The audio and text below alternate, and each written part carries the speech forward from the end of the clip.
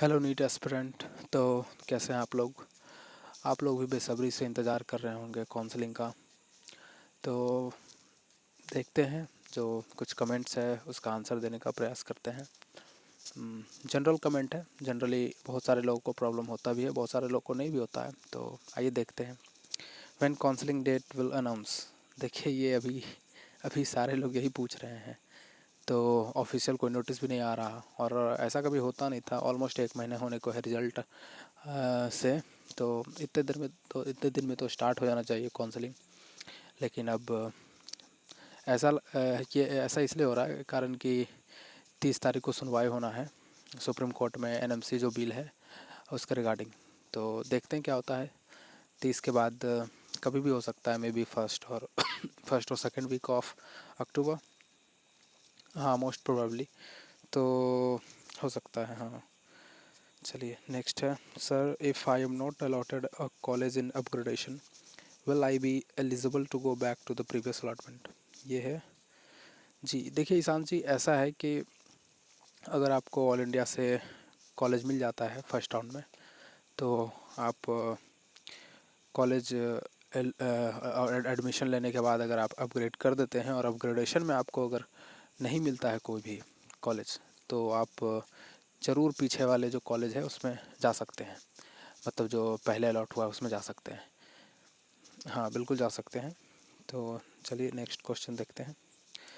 So what if we get a college in first round and we took admission, then can we go for all India counselling. देखिए, first round में अगर आप college ले चुके हैं तो आप जाहिर सी बात है कि आप ग्रेजुएशन में ही डाल सकते हैं। आप ग्रेजुएशन के में डालने के बाद अगर सेकेंड राउंड में अलॉट हो जाता है उससे बेटर कॉलेज, तो आप सेकेंड राउंड में जा सकते हैं। और उसके बाद अगर आप चाहते हैं कि मॉपअप में पार्टिसिपेट करना, तो आप माफ़ करिएगा, फिर नहीं कर सकते, कारण कि आपको फिर सेकेंड में जो अलॉट हुआ है वो कॉलेज लेना ही लेना पड़ेगा। तो आप फर्दर उसके बाद काउंसलिंग में पार्ट नहीं ले पाएंगे। चलिए देखते हैं दूसरा। सर, ऑल इंडिया कोटा का mop up round and state quota का मॉपअप राउंड अलग अलग है क्या? त्यागी जी, बिल्कुल अलग है। ऑल इंडिया का मॉपअप पहले होगा, उसके बाद फिर स्टेट वाइज और ये मॉपअप राउंड होता है। तो बिल्कुल अलग है, ये तो बेसिक सी बात है। फिर है, अगर ऑल इंडिया मॉपअप में कॉलेज अलॉट हो जाए तो स्टेट मॉपअप में पार्टिसिपेट कर सकते हैं।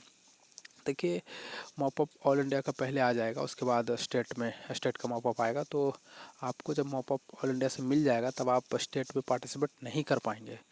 यही तो मैं मेरे पिछले वीडियो देख लीजिए, उसमें यही जो अपडेट आया था, जुलाई में ही एक अपडेट आया था एमसीसी के तरफ से, कि अगर आप कॉलेज सेकेंड राउंड के बाद या सेकेंड राउंड में कहीं भी एडमिशन ले लेते हैं, तब आप पार्टिसिपेट नहीं कर सकते फर्दर राउंड में किसी भी, या तो स्टेट में, या फिर अगर स्टेट से लेते हैं तो ऑल इंडिया में पार्टिसिपेट नहीं कर सकते। अगर ऑल इंडिया में लेते हैं तो स्टेट में पार्टिसिपेट नहीं कर सकते। हाँ, अगर आपको मॉपअप में अलॉट हुआ है कॉलेज और आप छोड़ दिए हैं वहाँ, तब आप स्टेट में अप्लाई कर सकते हैं। चलिए नेक्स्ट देखते हैं। भैया, if we get allotted in second round and we don't take admission, then can we participate in state counselling. हाँ जी, बिल्कुल बिल्कुल आप पार्टिसिपेट कर सकते हैं। इस कंडीशन में आपका वो जो 10,000 जो मनी था वो फोर्टिफाइड हो जाएगा, तो आपको वो नहीं मिल पाएगा। बस यही एक कंडीशन है। दूसरा है, can we directly participate in mop up round without any registration in first and second round पिस्टल। हाँ, बिल्कुल। आप फर्स्ट सेकेंड राउंड में आप मतलब रजिस्ट्रेशन नहीं भी करते हैं, तब आपको के लिए अलग से रजिस्ट्रेशन फॉर्म निकलेगा, और आपको फिर से उसमें 10,000 पे करना ही पड़ेगा, और प्लस 1,000 जो बेसिक रजिस्ट्रेशन फ़ी नॉन रिफंडेबल होता है वो करना पड़ेगा। माफ़ करिएगा। तो जी बिल्कुल आप कर सकते हैं। Sir, if I need college from state in round 2, so I should not take the risk of participating on round 2 of all India quota. जी बिल्कुल, जी बिल्कुल। अगर स्टेट से मिल जाता है आपको,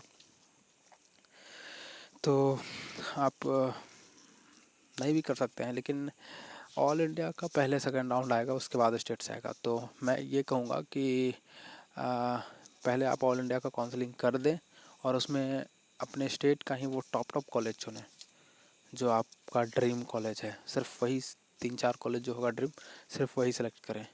तो अगर मिल जाता है तो बेटर, मिल जाता है कॉलेज तो ठीक ही है।